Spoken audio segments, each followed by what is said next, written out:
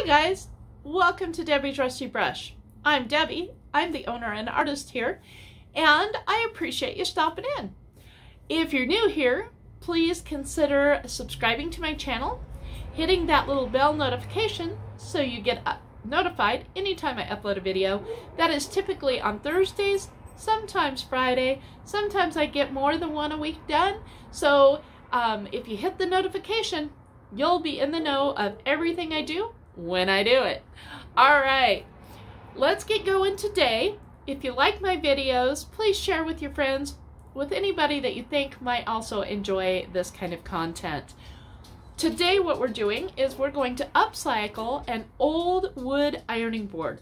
Now this wood ironing board does not have a base to it, and so we are going to fill the holes, fill the cracks, and we're going to upcycle this into a occasional table for like an entryway or for a sofa table. It'll work for either one. We're going to use some, what are they called? The U-shaped legs, the wire legs for this. I don't know why I've lost the name of that, but we're going to use some of those so that we can give this table a base. All right, we're going to use some paint, we're going to use some transfers, and so I will do a quick step-by-step of what I did to make this table come to life. Okay, so we're going to start by mixing up some all-purpose Bondo. Now with this, you just pull out as much as you think you're going to need from the can, and then we're going to mix in some hardener. Now there is a percentage that you're supposed to use. I always just guesstimate. I typically come out real close towards the end of the can with the hardener that I've got left. The more hardener you put in, the faster it sets up. So you don't want to get too heavy with your hardener. I'd rather have it set up a little slower and give me more work time. All right, so we're just going to spread this on and fill in all the holes and the cracks that are on the top of this ironing board. I don't want those to show up in our finished table. So we're going to put this on, spread it out, get it as thin as possible, but I don't want to have any shrinkage. I want to be able to sand it down to where it needs to be. The crack itself would not be a problem, but some of these holes were pretty big. And I'm also just filling in little spots where there might be little divots in the wood to make sure that we have a smooth finish when we're done.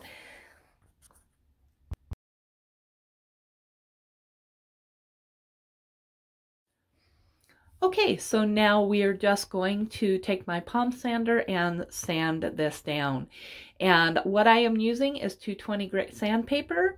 I could have started with a more aggressive sandpaper and moved down, so like at a 180 or a 120. And then moved up to the 220 grit.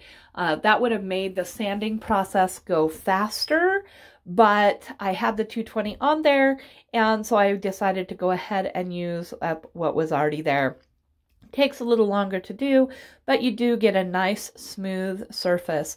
And so you just want to continue to sand until you have no bumps and ridges in your surface. And you'll see me as we go along run my hand over areas to ensure that we have a nice clean surface. And you'll notice that even though that crack is not as thick as the Bondo that's left, there was some warping to the top of this board, and that's why you don't see just that crack there.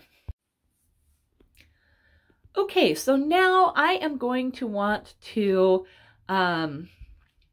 just dress back down and have some of the wood show in my final product, and I want it to be darker.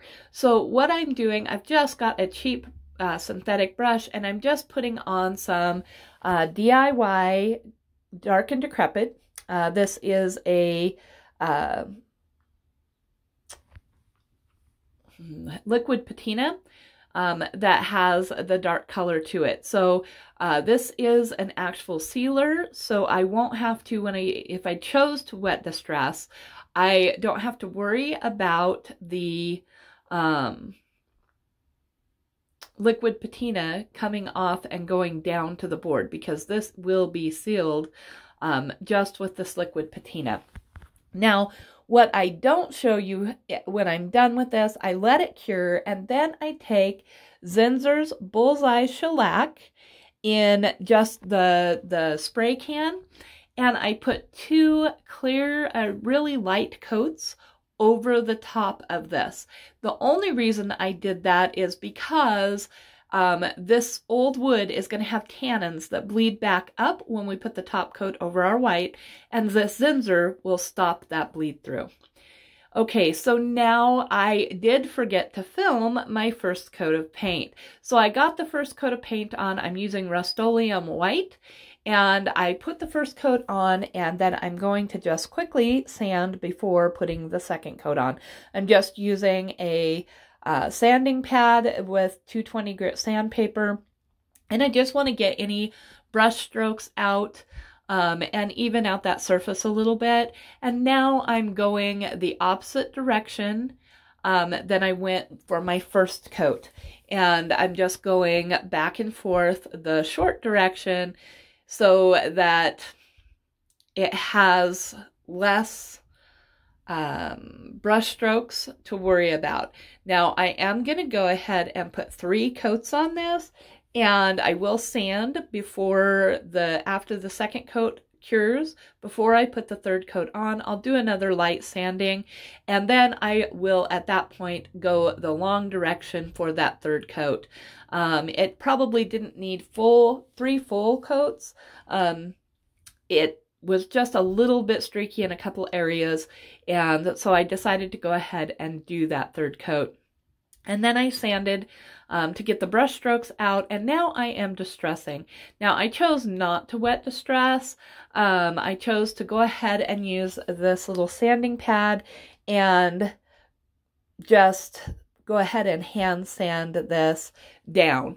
And I did that for a couple of reasons.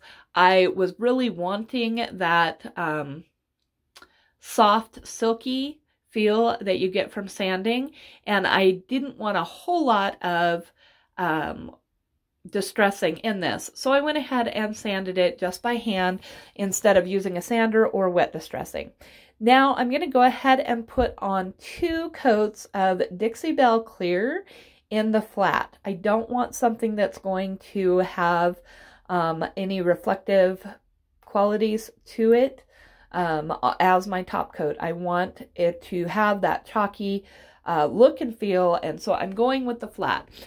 You're better off going ahead and putting a coat of some kind of clear coat on prior to doing the transfer. Now this transfer is redesigned by Prima, and it is Peaceful Flight. Now these transfers are not inexpensive. This one cost $28, but I did only use 1/3 of it on this particular project. So I still have 2/3 to do several more projects. I could do several more small projects, or 1 really large project, or 2 medium-sized projects. So even though they aren't cheap, they do go a long way. And all you do is take the stick that comes with it, and you rub it until it releases onto the board. Now you do want that clear coat down. It does release a lot better onto the clear coat than the chalky surface of the actual chalk paint.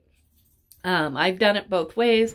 It does stick better when you have the clear coat, and it will adhere better long term if you have that clear coat between the chalk paint and your transfer. And then I'm just taking the clear part of the transfer that the transfer has come off of, so that base piece of paper, and just burnishing it down a little bit to make sure that it's got a good adhesion to the top of the table. And then I'm just going to go ahead and put this last piece on. and take just a little bit at a time and make sure that it's sticking and nothing's coming up. Now, if you do have something coming up, just lay it back down and rub on it some more. The only place that you really have to be cautious is when you get towards the end, because if you pull it up, you may not get it down in the exact same spot and you could have a flaw in your transfer. Now, this I decided not to distress. I liked the fact that it was nice and crisp, and I didn't really want to sand that. You can sand them and distress them. I didn't really want to. But here's what I did do. I am using the same brush that I used for my white Rust-oleum paint. And I'm going ahead and putting it directly on with the clear coat. I'm going to put 2 applications of this clear coat on there, and some of the white is coming onto the transfer and giving it a little bit of age that way.